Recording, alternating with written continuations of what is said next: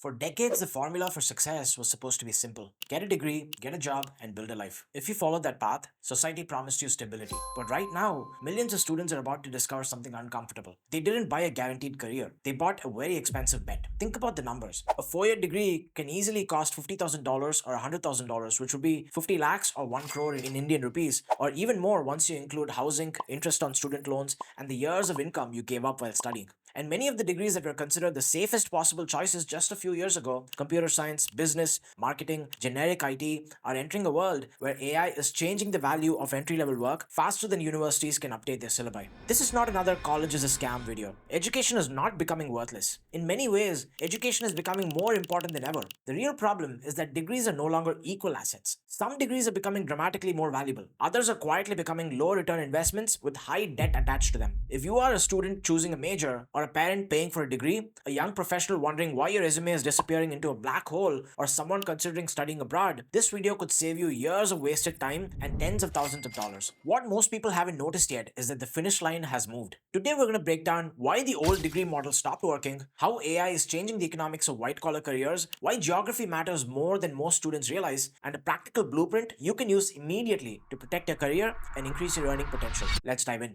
To understand the future of degrees, we need to understand how degrees became inflated in the first place. In 1980, having a university degree made you stand out. It signaled intelligence, discipline, persistence, and access to specialized knowledge. Employers used the degree as a filter, but over the last 40 years, governments around the world pushed a different message. Everyone should go to college. Universities expanded rapidly, new programs were created, enrollment exploded, and when everyone receives the same signal, the signal loses its power. Think of it like a VIP pass. If only a small number of people have it, it opens doors. If 5 million identical passes are printed and distributed to everyone, it stops being a VIP pass. It becomes general admission. That is what happened to many generic university degrees. A bachelor's degree is increasingly a baseline requirement rather than a differentiator. This is what a high school diploma used to be before. In some industries, employers don't even look at it until you have experience, projects, certifications, or a portfolio. This is why so many graduates feel betrayed. They were told, get the degree and opportunities will follow. Instead, they graduate into a market where thousands of other people have the same credential, similar coursework, and similar internships. Credential inflation was the first blow. The second blow is much more disruptive. We are living through the largest technological transition since the commercial internet. The important question is not, will AI eliminate degrees? The better question is, which degrees become more valuable in an AI-powered economy and which ones lose pricing power? The World Economic Forum estimates that a substantial share of global jobs will undergo significant restructuring over the next few years. McKinsey's research on generative AI points to something even more important. Cognitive, repeatable, text-based tasks are among the easiest to automate. And what do many universities train students to do? Write standard reports, produce basic marketing content, build routine software components, analyze structured business data, perform administrative coordination. These are exactly the categories where AI tools are improving at astonishing speeds. A few years ago, a graduate with a generic business or IT degree could reasonably expect to enter a corporate training program and learn on the job. Today, companies are asking a different question. Why hire a junior employee to produce average output when AI can generate a first draft instantly? That doesn't mean that software engineering is dead. It means the lowest layers of software engineering are being compressed. The same is happening in marketing, finance, consulting, and operations. A useful way to think about it is, imagine two categories of work. Category A, basic coding, routine data analysis, generic marketing copy, presentation formatting, administrative coordination. Category B, these are things that are difficult to standardize. Nursing,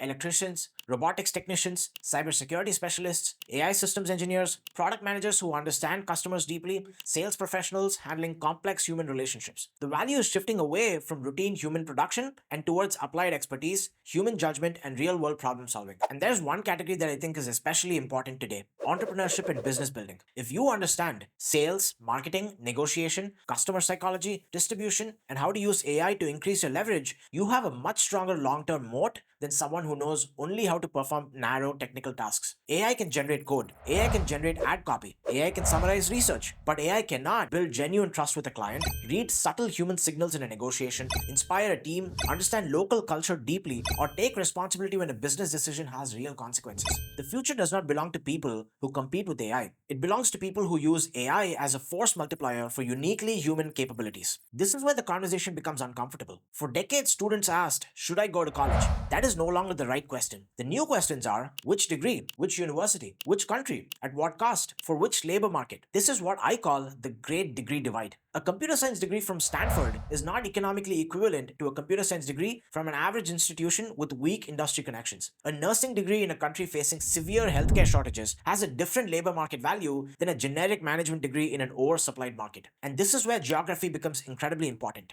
Imagine two students. Student A takes an $80,000 loan for a mid-tier business degree, graduates into a crowded domestic job market, starts at $45,000 per year, and now takes student B. Studies at a lower cost European public university, graduates with minimal debt, starts at 35 to 40,000 euros per year in a country with lower costs and access to broader European market. Who has more freedom at age 25? Probably student B. Not because the salary is higher, but because debt adjusted opportunity is higher. This is the mistake many families make. They optimize for brand prestige while ignoring total cost, visa options, local hiring conditions, currency risk, and post graduation mobility. The smartest students are increasingly treating education like global capital allocation. They compare countries the way investors compare assets. For example, a student interested in business, economics, or international management might evaluate Italy for affordable public universities, Germany for engineering and industrial opportunities, the Netherlands for international business exposure, Singapore for finance and Asian market access, the UAE for entrepreneurship and tax advantages. The key insight is this: geography is not just where you study. Geography determines which networks, labor markets, and opportunities become accessible to you. A degree is partly an educational credential, but it is also a passport into a specific economic ecosystem. It's easy to make this conversation sound pessimistic, so let's balance it with something important. Some degrees are not declining. They are becoming more valuable because of AI and demographic change. Number one is healthcare. Aging populations across the developed world are creating enormous demand for nurses, physician assistants, therapists, medical technologists, and healthcare administrators. AI may assist these professionals, but is unlikely to eliminate the need for human care. The next one is electrical and energy systems. As countries invest in electrical vehicles, renewable energy, power grids, data centers, and semiconductor manufacturing, electrical engineers and power system specialists are becoming strategically important. Another one is robotics and automation. Factories, warehouses, and logistics networks are becoming more automated, which increases demand for people who can design, maintain, and integrate physical systems. The next one is cybersecurity. As AI increases digital complexity, security becomes even more critical. The important pattern is that the winning degrees tend to have one or more of these characteristics: strong connection to the physical world, significant human interaction, high regulatory barriers, or deep systems level expertise that cannot be easily commoditized. The danger zone is the degree that is expensive, generic, heavily theoretical, and aimed at work that can be partially automated and globally outsourced simultaneously. So what would you do today? Not in theory, not after graduation, this week. I think the old formula, degree leading to a job, has been replaced by a new progression. Degree, along with your portfolio, AI fluency, communication, and adaptability. Let's break that down. The first step is to build a portfolio. Your resume tells people what you studied. Your portfolio proves what you can do. If you're in marketing, show campaigns you ran. If you're in finance, show valuation models or research. If you're in software, show real applications or GitHub projects. If you're in design, show work for actual clients. If you're in business, show ventures, case studies, or measurable results. Real world proof is becoming far more valuable than course transcripts. And here's an important insight: a recommendation from a founder, manager, or client who has seen you create value is often more powerful than a generic academic reference. The market cares about evidence of competence. Step 2 is to become AI fluent. You do not need to become a machine learning researcher, but you must become someone who knows how to increase your productivity with AI. Learn how to do AI for research, brainstorming, summarizing, code assistance, data analysis, customer outreach, content creation, and workflow automation. The future premium will not go to people who avoid AI. It will go to people who can produce 5x the output of their peers by combining human judgment with AI tools. Step 3, master communication. As technical tasks become easier to automate, human coordination becomes more valuable. Can you explain complex ideas clearly, persuade people,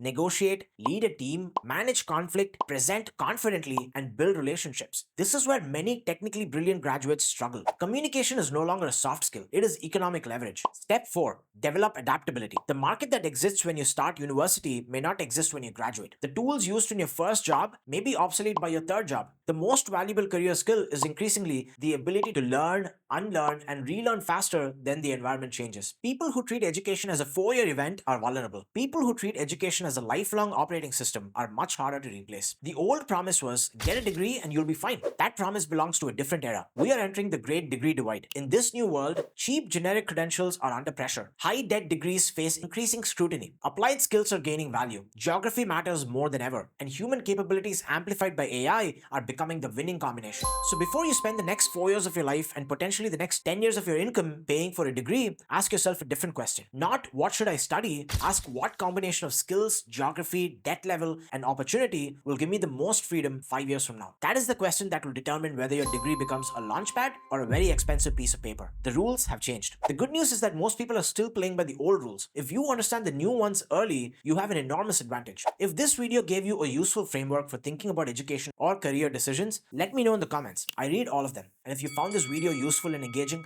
please subscribe to my channel. I'll see you in the next one.